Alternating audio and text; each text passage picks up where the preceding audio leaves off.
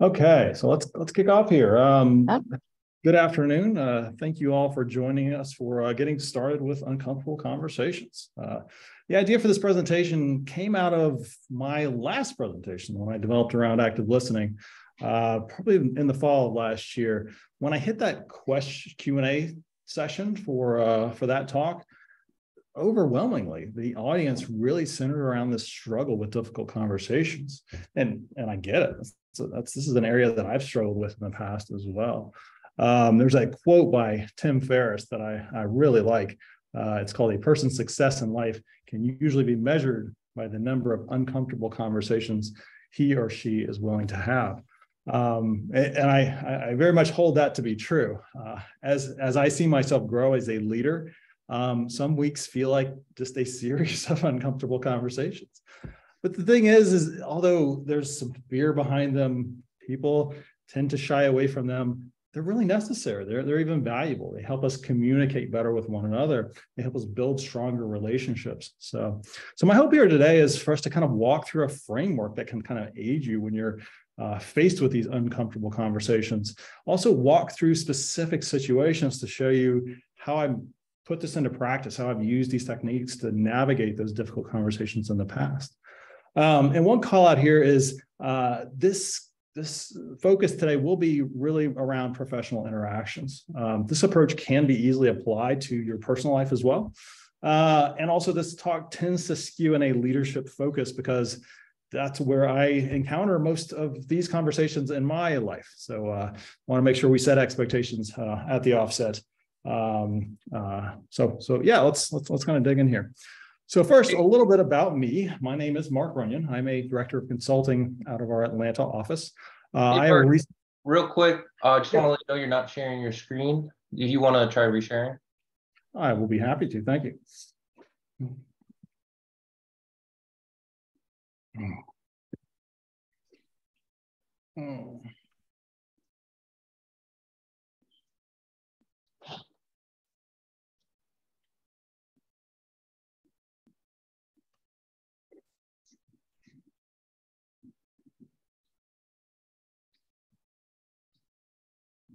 All right, I told you we weren't going to have technical difficulties, but I lied to you. So let's see if we can get that going. Are we looking good now, Jordan? I think you're good now. Yep. All right, thank you. Okay, so a little bit about me. My name is Mark Runyon. I'm a director of consulting with Improving out of our Atlanta office. I have recently taken on the role of lead of our employee growth initiatives through the office of the CCO. This is a role I'm very excited about. It kind of encompasses helping steer and develop an integration around our path coaching effort, our leadership training, our consulting skills training, as well as improving you. So this is very, very much an area I am passionate about and love to be a part of this thing and help it grow and help it really matter to our people. It's a very cool thing. I've recently gotten to be a chance of, be a part of. I am the organizational lead of a group of 44 here in Atlanta. I help develop and deliver leadership and consulting skills training. My background, I've been an application developer for 20 years. Within the past few years, I've kind of transitioned over into account management, which comes very packed with uncomfortable conversations on a regular basis. And also helps contribute to some of those conversations as well. We'll get into that in a little bit, but I am also a contributing writer for both Information Week and the Enterprises Project. I tend to write on topics like this: professional development, leadership, those things that I'm very passionate about. So, but enough about me. Let's get to our topic of hand and dig into uncomfortable conversations. So, here at Improving, we really think highly of this book right here, The Speed of Trust by Stephen M.R. Covey. We read it, we analyze it, we have weekly trust pods to discuss it. I mean, Trust Changes Everything is right there on our, evidently our brand new website that's out there. It is front and center. This is the core of our being. And our talk today zeroes in on this first trust behavior of talking straight. Now, reading verbatim off of my trust card here, when we're talking straight, we should be honest. We should tell the truth. We should let people know where we stand. We should use simple language. We should call things what they are. We should demonstrate integrity. Don't manipulate people or distort the facts. Don't spin the truth, and don't leave false impressions. So these are all great kind of maxims and valuable rules to live by, but how do we put that into practice? How do we make that real? We're going to dig into that today and explore and figure out what that looks like. So why are our uncomfortable conversations so hard to have? Brene Brown, in her book, Dare to Lead, describes this really well, that these are the arena moments in our lives where we are called to show up. We're asked to be brave and to walk into that arena despite our fears. Most people anticipate these conversations with particular dread. They put them off. They spend an inordinate amount of time worrying about them because of these three things. We avoid those conversations because we worry about the outcome. We don't know what we're going to say. And these are very emotionally tangled and emotionally charged topics that really have to be kind of handled delicately. We can't avoid them. Avoiding almost never solves the problem. Usually that problem just tends to fester and grow if we just ignore it, and becomes more significant, becomes more troublesome. It's kind of like that knock you hear in your car engine that you may be able to not focus on it today. It'll still be there tomorrow, but the more than likely things, the more you let that go, the worse that problem is going to become. And eventually it is going to leave you on the side of the road. So, what is this fear? We're essentially afraid of the conversation won't go well, that our team member, our coworker is going to be upset. And that's a very valid concern and something we need to be very sensitive of. I will say the more we prepare for these conversations, the better chance we have of landing them in a good place and walking away stronger and not taking a bad situation and making it worse. So what is our alternative? If we just decide we're going to stick our head in the sand and ignore this, it is that hoping the situation will resolve itself, pushing off responsibility, hitting that point of no return. I will say that early in my leadership career, this topic was something I really struggled with. I was flat out not good at this. My personality is one that's not predisposed to confrontation. My head would do massive gymnastics trying to find any way to rationalize avoiding this and telling myself that that's the best course of action. I was in a book club last year, and someone who had rolled off my account in a prior year was also there. And during the course of conversation with the group, he called me out. He rightfully said how bad I handled that communication around that event and not supporting him during that really critical experience. And I admit, I owned it. I acknowledge that I'm not perfect. I grow as a leader every day. I try to be just a little bit better than I was yesterday. And I can't easily say that I'm much better now than I was in that moment that he was speaking of. But the hope here is just to relay that, if nothing else, I'm living proof that this doesn't need to be something that holds you back professionally. It's a skill that you can develop like any other. So back to our alternative here. What happens when we don't take on these tough conversations?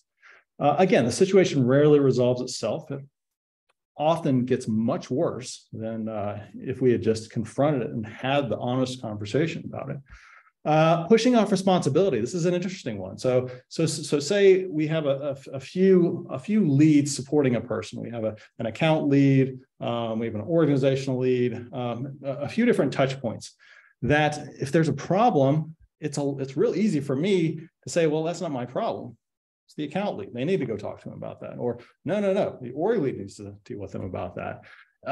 Again, it's easy to convince yourself of anything if this is an uncomfortable space and you truly don't want to have this conversation. That diffusion of responsibility kicks in, and you can kind of take comfort in I'm not supposed to be having that conversation. Somebody else should be, instead of stepping up and owning that space and having that conversation that needs to be had. And then lastly, we can hit that point of no return if we keep pushing this problem off to the side and saying, I'll deal with that another day. We aren't letting that other person work towards a better outcome. This situation continues to fester, it continues to get worse until we hit that the only resolution is to move on. And I've heard things before where it's like, but you never told me anything was wrong. That's on me. I never voiced what that problem was or allowed them to work to that better solution. And therefore that is my fault because I didn't have that conversation when it needed to be had and allowed them to fix what needed to be fixed. And this, as an account manager, so this is a really challenging spot for me because not only am I dealing with my people, but I'm also dealing with a client who may have their own communication problems and have challenges with that. And I have to be proactive with them to start having conversations that aren't necessarily even ready to be had yet, to understand where are you having problems? Where can I help you? Where can we take a situation that potentially could bite us down the line and get ahead of it? So this whole conversation today really boils down to giving feedback, having healthy communication, and that interaction could be between somebody you manage, could be with a coworker, could be with a superior. They all kind of fall within this bucket, and focus is just slightly different with each of those audiences. So first call out here, we never want to skip this step. We always want to prepare for the talk. That preparation is essential. We don't want to rush into this conversation. A lot of these emotionally charged events, they kind of hit us and we kind of get tensed up within the moment. That is not the moment to have the conversation. We don't want to let our emotions drive this conversation, be that bull in the china shop. We need to let our emotions wind down. We need to collect our thoughts. We need to make sure we have all the facts so that we can go into that conversation in an emotionally even space and prepared for when we're ready to have that conversation.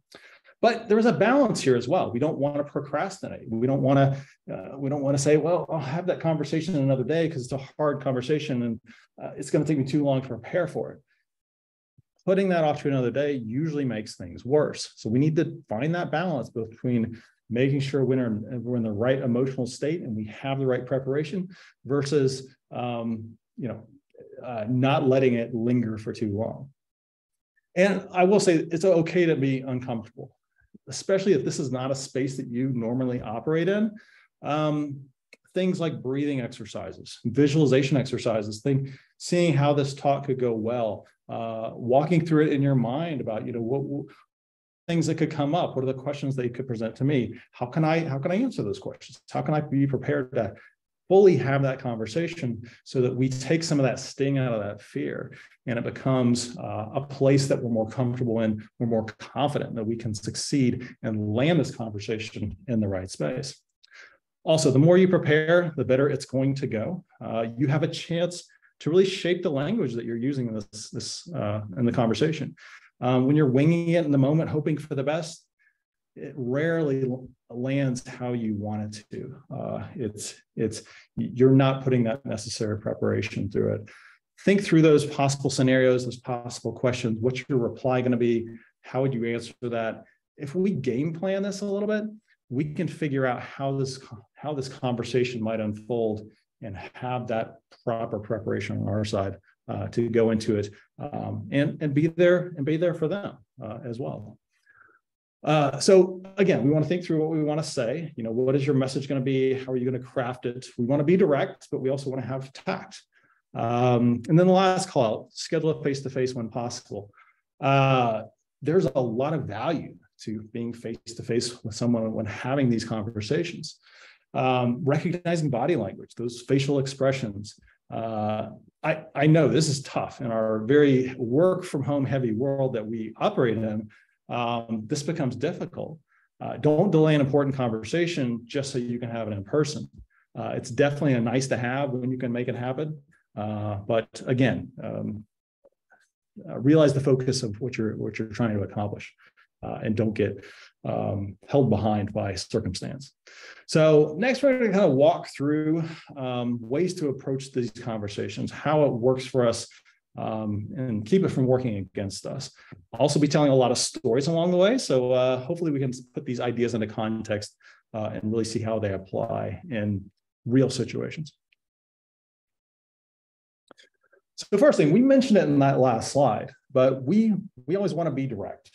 What is that message that you are trying to get across? I like to sit down during my preparation and really outline, let's say 3 to 4 bullets of here are the key takeaways from this conversation. Here are the topics that I really want to key on and make sure that other party walks away from this conversation with those very kind of clearly defined. And if there's actionable items, they're kind of wrapped around those main items. We don't want to dance around the topic. We've all been in those conversations before where another person is just talking all over the place. And you walk out of that conversation thinking, what just happened there? I feel like I know less now than I knew before I walked into this conversation. The other person thinks they delivered the news or whatever that message was, but actually they didn't. When you dance around the topic, instead of talking about it directly, you're actually not having the conversation. Your nerves, your worry over their feelings are shaping a conversation that really does not have meaning.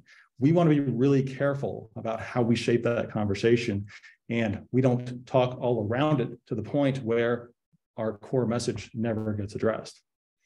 We need to respect the other person. So being direct with somebody does not mean being uncaring. Have tact in the words that you say. Imagine how they're going to be received. Put yourself in the other person's shoes and imagine yourself receiving this message. How can you shape it better so it is going to land more effectively with that other audience while still being direct? And then finally, we want to summarize those key points. As we're kind of wrapping up that conversation, we may have wandered a bit, we may have gotten a little bit off track, but we always want to bring that message home, that we want to repeat those takeaways from point 1. Don't let the other person walk away from this conversation without understanding what its core purpose was and what we're looking to accomplish. So next, we need to be empathetic. So our first story of the day. I was in a retro one time and things had gone sideways with the release. The team had to roll back the build and they were discussing, what went wrong, what could have been done better. Instead of this being its usual productive exercise, kind of focused in on improvement and how the team could be better, it quickly devolved into this circular firing squad. And one of the more senior devs was kind of targeted in the middle of this. And really kind of took the blunt of that kind of failed action, if you will. Within 2 months, that person had resigned. And I can't say how much that one conversation factored into that end outcome, but I can tell you it's very safe to say that he did not feel valued coming out of that discussion. We need to understand how these conversations need to happen. If they happen in the wrong way, we can create an infinitely bigger problem than we had to begin with. So again, we want to be empathetic. We want to put ourselves in their shoes. We want to approach this other person with dignity. How would you want this message to be received if you were on the receiving end? How would you want it relayed to you? In our example above, that probably would have been a better situation to pull that person aside one-on-one and have a healthy conversation around what could have been done better. What was your role? What was my role that I'm owning in that release that went wrong? So we have a healthy dialogue, and it's not a whole group of people piling on one person, and nothing constructive is coming out of the conversation. Again, we need to have tact. These are sensitive issues that should very much be addressed with care. Being direct does not mean that we don't have tact. We need to get our message across in the right way. And when I say that, there is no spin here. We're not leaving that other person with the wrong impression, but we are packaging in a way that is going to be received well. And then lastly, we need to validate their emotions. Hear where that person is at. Wow, that must have been really tough what you're dealing with, or now I get why you were avoiding me. You know, these feelings, they're legitimate. We need to validate what they are feeling. And once we do that, we kind of take away that impulse that they feel that they need to start defending themselves from this attack that's coming at them, because we're realizing where they're at. We are on the same side here. We're both working towards a better outcome. And we're having a healthy dialogue, and it's not a it's not coming from a bad place. So we also need to come armed with the facts. So another story here. I had a new team member come on board a while back. At the end of their first week, our development lead on the account had come to me and said, this new team member has been flaky all week. They missed a team meeting. They took a day off without informing the client lead. In other words, this person could not have left a worse impression if they had tried. So I reached out to them. Again, I gave myself a minute to kind of collect myself, because I was a little hot after hearing this, because these are things that go without saying in my world. So after I collected myself, I did reach out to this other person to talk to them about it. And the first thing he comes back to me with was, well, which meeting did I miss? And then the next thing he said was, well, I told our team lead I'd be out. No one ever told me I had to tell the client lead. This was not a response I was expecting. You know, I hadn't gotten the detail on which meeting was missed. I hadn't asked the team lead what was the expectation that was communicated with him around PTO communication with the team. I mean, truthfully, I just kind of assumed both of these things went without saying, but he's right. I didn't get the details. I did not come prepared to fully have that conversation. So I reached out, I followed up with our lead to get the facts. And I owned my piece of that miscommunication around informing stakeholders about PTO, making sure client meetings were always seen as the priority. So again, that's a place where I learned that I could improve through that. But when we're having these conversations, oftentimes that first question that comes back from the other person is a why. This doesn't make sense. We want to try to counter that by thoroughly explaining the why during the conversation, having all those facts so we can talk through, it was this meeting that you missed, or here's what was communicated for you when you onboarded around communicating around PTO and times you may be away from the team. So just having the story from the other person isn't enough. This turns into this very much this he said, she said type situation, which is not helpful. It doesn't get us to where we want to be. We need to have those facts to support our case. And this also brings up another key point here, that if it's critical to have facts to support our case, likely there was a communication miss somewhere along the line. How can we close that gap? How can we make it better from the future? How can we learn from this experience so that we're more effective with our coworkers, with our team, with the people that we're leading? All right, so next we need to hear them. So one more story here. I was delivering client feedback. We have a quick review process here at Improving that we do at least every 6 months. Everyone gets a review of their client work, things that are going really well, places they can improve. So I was in one of these sessions and I was delivering that feedback to one of our people. And this person was a integration engineer. And the feedback from the client was integration jobs were occasionally failing. The client said that this person wasn't being detailed enough. They weren't seeing it through end to end to make sure that we had a consistent, successful outcome. And so in delivering this feedback to the other person, I kind of capped that feedback with, what are your thoughts on that? Do you feel this call out was fair? And he replied back that, several new team members had recently been onboarded to the project, and this had created this sense of this lack of stability, if you will, where things at places were getting misaligned. Some of this was getting misattributed to him. Fair feedback, in other words. It's important to hear both sides of that story, because the client's perspective is very valuable, but so is the consultant's perspective in this scenario. And hearing both of those, I can kind of wrap my mind around the true story.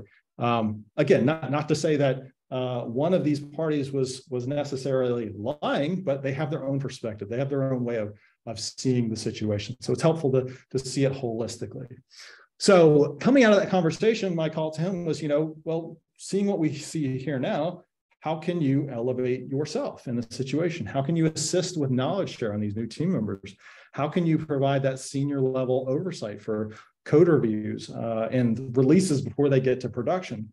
So when we do this, we not only solve the client's problem, but we also allow you to elevate yourself up and build a stronger team around you, solving basically all the problems. So again, we're not,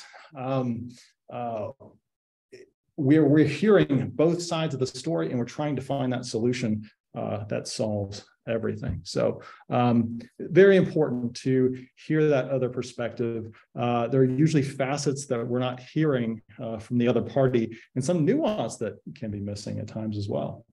Our tone is very important there. Notice how I said those two questions. What are your thoughts on that? Do you feel this call out is fair? There is nothing accusatory in my tone. There's no blame there. It's very much a genuine curiosity what his thoughts are on hearing that feedback. I want to hear your perspective. Help me understand what's going on here. Help me understand how we can make this right for the other party. And really, again, not a blame type situation. Lastly, we want to use active listening in this space. Active listening is when we really focus on the other person, hear what they are going through, allow them to finish their thoughts. They are the focus. I'm blocking out the rest of the world and really zeroing in on what's being said. I'm letting them finish before I put any thoughts into the conversation. It's a really cool technique that I have embraced very, very healthily over the years. It's way too expansive of a topic to get into today, but I do have a link Lynn can provide to you on the active listening talk that I gave back in the fall, if you want to dig into that further. Lots of helpful stuff there. All right, so lastly, we want to own you want to own your role. So it's been a while, but there was back in the day, I was my first week on a new client. I was brought in to do an architectural assessment to see if one of their main systems could handle the projected growth trajectory that they saw coming within the coming year, the coming 2 years. It was laid out to me by my account manager and on the SOW that was my role. That's what I was being brought in to do for that first 2 weeks on the account. So the client's VP of software development had very different expectations of what I was supposed to be doing that I wasn't aware of. So I was doing my research, my due diligence to be able to deliver my findings at that 2 week mark. And I was on site, so I was there every day, and I could just sense that the VP was that something wasn't right. That they were things were starting to kind of build up, and he was getting agitated by the day. I didn't know him from Adam, so it was hard for me to tell if something was really wrong or if this was just kind of a personality quirk. But I come in Friday morning and I sit down and I start digging into my work, and he comes over to my cubicle and starts screaming at me for the entire team to hear, asking why I wasn't coding, why I wasn't doing my job. And as you can imagine, I immediately, get all sorts of tense, stressed, keyed up. But thankfully he had a little spiel that he needed to get through. So I was given a little bit of time to kind of quickly gain my composure. And I simply said to him, my impression was I was here to do an architectural assessment. Obviously, we are not in alignment on that point. I'm going to go talk to the PM right now, and I'm going to ask them how I can start helping the team out. We can discuss at a later date how we should prioritize this assessment and when we need to get that delivered. Lost my slide here. So with that, the obvious thing here is the communication gap that existed, this massive communication gap that existed between us. I had seen that agitation building all week, and I didn't reach out proactively to have that very needed conversation. No doubt that failure was on both sides, but I own my part of it. I have since learned from that experience, that mistake, and I ask every new client, first day out on the job, what is your expectation? I don't assume, I don't take comfort in the words that might be written on an SOW or delivered to me by an account manager. So very similar to our story about the retro, have these conversations at the appropriate time, at the appropriate place. This would have been a much different, this conversation would have been much different from a receiver perspective if that person had called me into his office and said, hey, let's have a conversation about this, what you're working on, because it's not what I'm expecting you to be working on. That would have been much more effective than getting dressed out in front of the entire dev team. To his credit, he did call me the Monday morning following to apologize to how he approached it, but the damage had been done. I mean, I lost a lot of respect for him through his actions that day, and it took a while for us to kind of recover that trust between us. So again, understanding when to have these conversations and when it's appropriate, and the context of it. So again, own your part. What was my part in that? How could I have been better? I could have been more forthright with the communication. I could have been more proactive when I saw that something just wasn't right. Something's just not adding up here. Asking yourself, what could have been done better? Could I have dealt with this sooner? What did I do to contribute this to the situation? Accepting that responsibility, you are diffusing some of the emotion on the other person's side and kind of setting that playing field where it's this is a comfortable space to have this difficult conversation. And then lastly, we want to learn from those mistakes. We don't want to keep repeating these errors over and over and over again.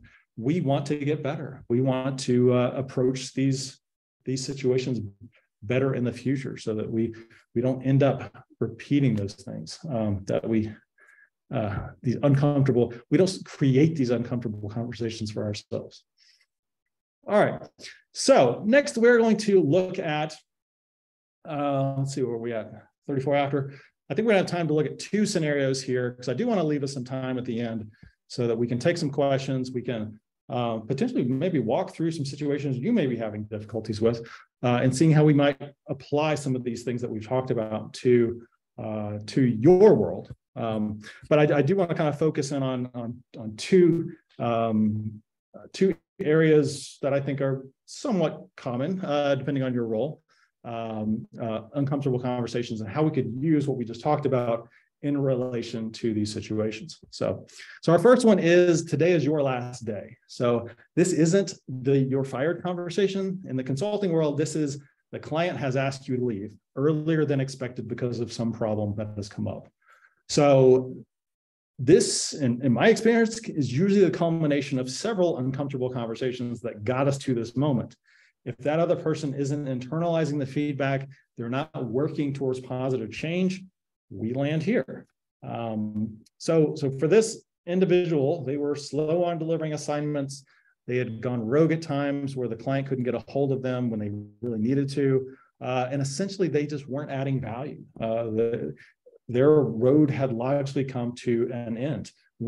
I'd had conversations with this person on multiple times before that around things that needed to change, and realistically, nothing did. So I did have a conversation with a client when they came to me and said, we need to roll this person off. If there was anything we could do to salvage this situation. Unfortunately, they had closed the door on that possibility. They had moved on. So the conversation went something like this. Our first statement here, I prefaced this statement with, I know this is going to be hard to hear, but today will be your last day on the client engagement. I leaned into those prior conversations to discuss that lack of change that came out of them. These past behaviors that we've discussed haven't changed. I detailed some of the new things that came up, kind of gathered those facts and outlined what the client was seeing. Also followed up, HR will be in touch with, what your next engagement or assignment will be. So kind of detailing out what next steps are for them, and that they're just not floundering out there, but there's a logical next progression from this point. And then I try in a fairly negative message. I did try to find something positive to kind of take away from this.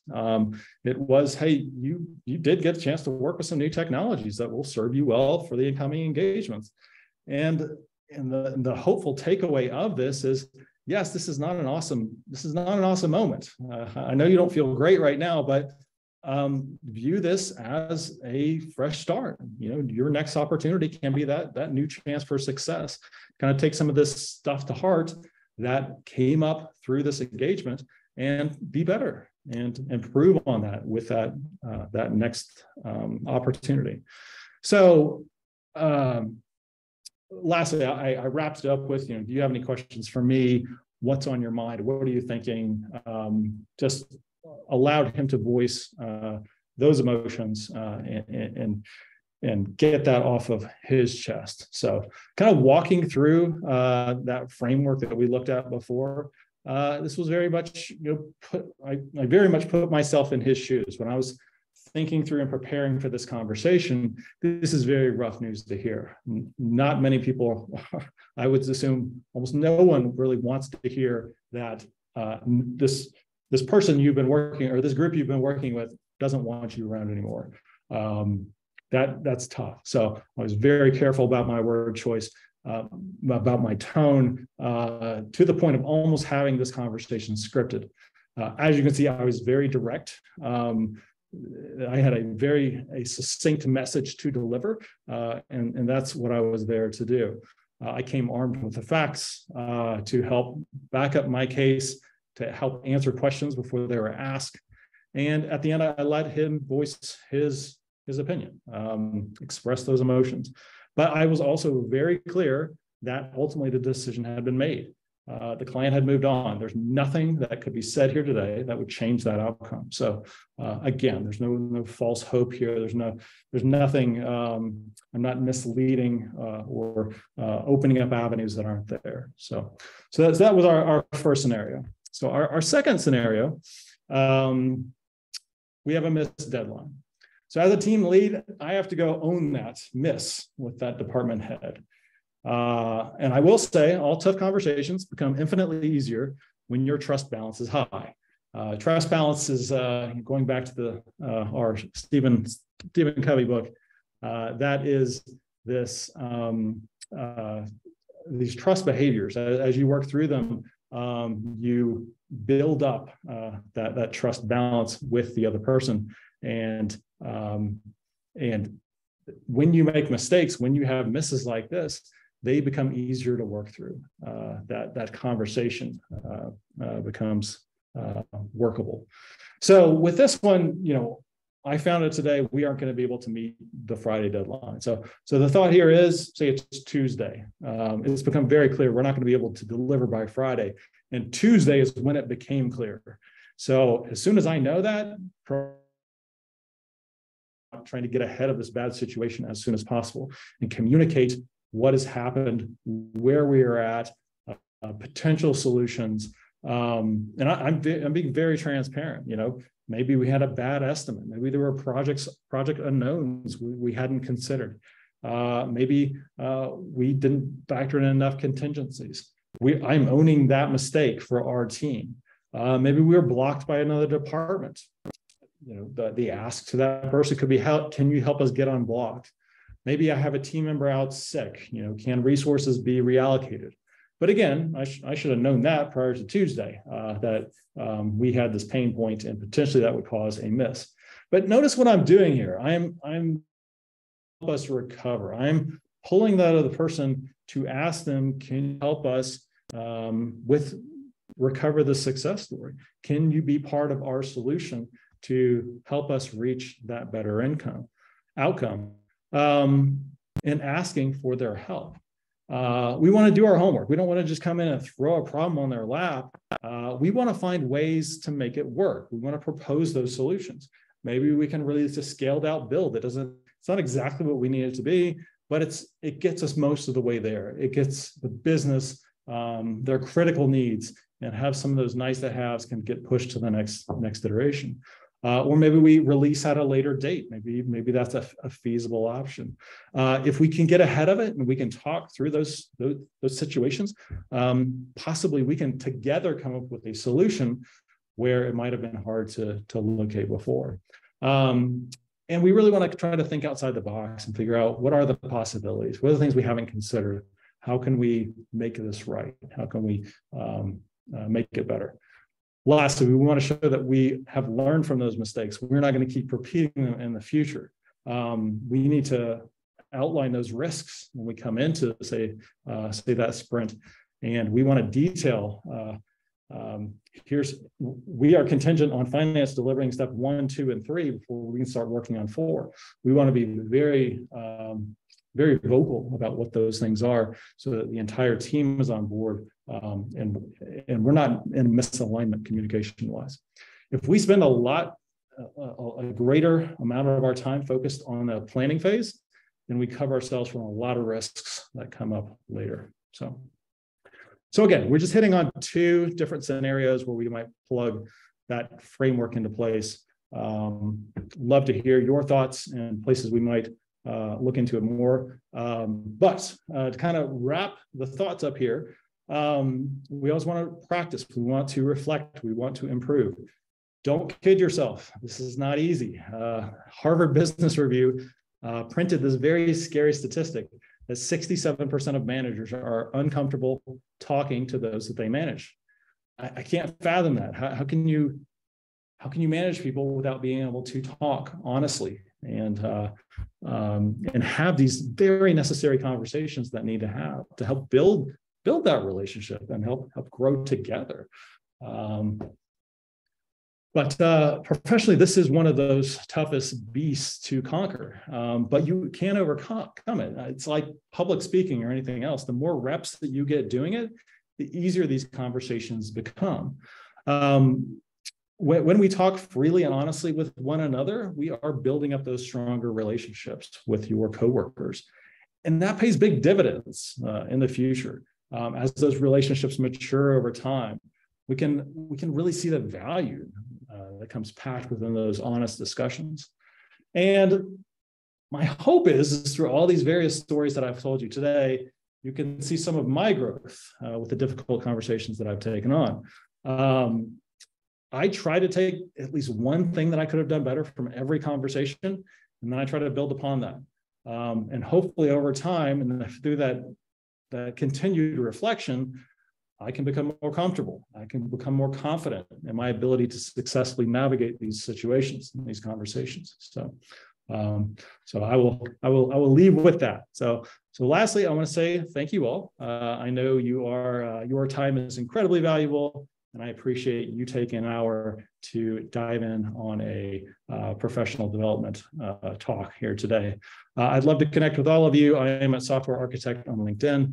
ASP programmer on Twitter, and my email is mark.runyon, RUNYON, @improving.com. I will say that this content, as most presentations are, can feel a little abstract when I'm talking about it, but it becomes really real when you're in the moment. So I'll make this call out. If you find yourself having questions or problems a week from now, a month from now, a year from now, please email me, reach out to me. I'd love to discuss.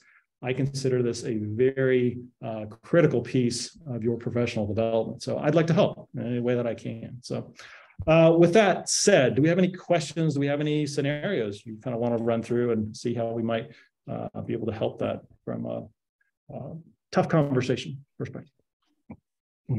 Hi, Mark. This is Lynn. I'm looking at the chat and I don't see any questions right now, but if you have any, please feel free to use the chat or the Q&A.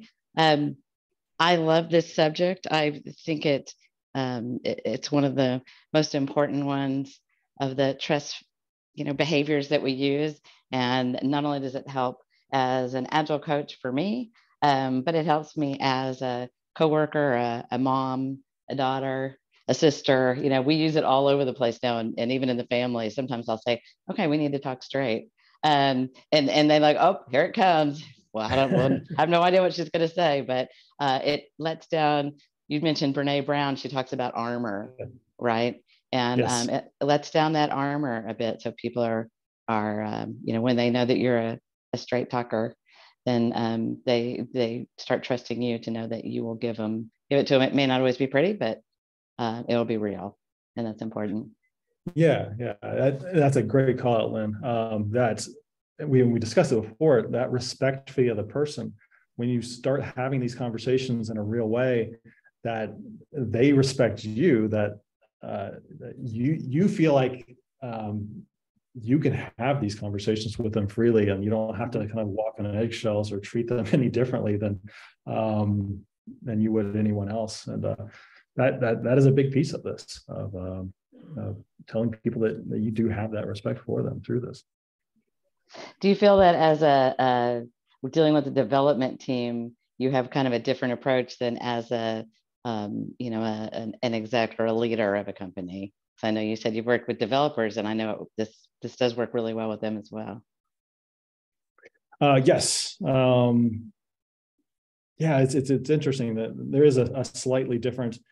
So most of the people within my organization are developers. So it's kind of a similar talk, but in different contexts of being a developer, delivering for a client assignment versus talking with a developer who may be having problems on a client assignment, but maybe they don't feel comfortable talking with their lead about it for whatever reason.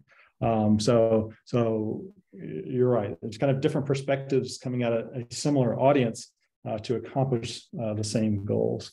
Has been an interesting note from my experience. Yeah. We did have a comment from Andrea Stroud. When somebody approaches you in anger, it's hard to get your thoughts organized.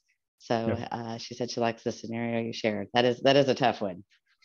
Yes. That's not one we hit on, but I did want to kind of highlight that one scenario of when somebody brings the uncomfortable conversation to you and you're clearly not ready for it, of just trying to find a way to just collect yourself, just allow them to finish their thoughts and deliver what they came to say. And you keep it kind of brief and short, and just, I'm going to give you a response. And maybe there's a follow-up to say, probably thinking about that now, I probably would have dealt with that a little bit differently now. I probably would have said, maybe it was stopped him maybe mid-sentence and just say, hey, do you mind if we go have this conversation in your office here real quick, to make sure that I'm in the right frame of mind, because you're right, that's a tough situation to be in. It's tough to just kind of take the firestorm and be able to reply in a helpful, productive manner. So it can be good to just let's find a way to heal this situation, and then let's have a follow-up conversation in the future to say, let's dig into this on a deeper level once I've had a chance to emotionally settle down and get to a better place, so that we can have a productive conversation. Because if you're in the middle of it, just like we said before, you're not going to be thinking to the best of your abilities, and you're going to be charged with emotions. You may say things you don't mean that shouldn't be said. You need to make sure that you're in the right place. So let's heal this conversation right here, and let's go have a different conversation that may be the real productive side of the conversation at a later date. So it's a great call. Nice. All right. Well, Mark, certainly appreciate this talk today. I love this subject. It comes up every day. It comes up in our trust huddles that we have at work and our discussions with our clients. And it's very refreshing to hear the truth, even if it's not nice, sometimes it's not pretty. Well, thank you. And I appreciate your perspective as well. All right. All right, well, that's it. We invite you to join us next week. Check LinkedIn and we'll have our topic posted. We appreciate your attendance today, and everybody have a great day. Thank you all. Thank you.